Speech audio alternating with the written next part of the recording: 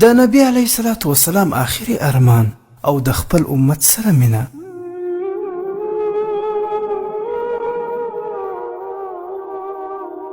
په یو روایت کې راځي چې نبی علیه الصلاة والسلام د وفات پر وخت حضرت جبرائیل علیه الصلاة والسلام ته وویل له ما نه وروسته به زما د امت لپاره څوک وي؟ الله تعالی حضرت جبرائیل امین ته وحی ولیږه چې زما حبیب محمد صلی الله علیه وسلم ته زیری ورکړه چې زه به هغه د امت په باره کې خفه نه کړم، او د دې خبرې زیری هم ورکړه چې کله خلک د محشر په ورځ پاسول کیږي له ټولو نه مخکې به هغه پاسول کیږي. کله چې ټول خلک راجمع کړی شي نو زما حبیب به د هغو سردار وي.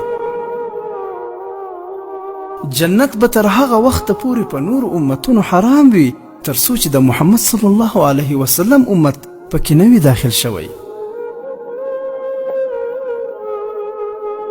د دغې زیرې په اورېدو سره رسول الله صلی الله علیه وسلم وفرمایل اوس زما سترګې یخې شولې.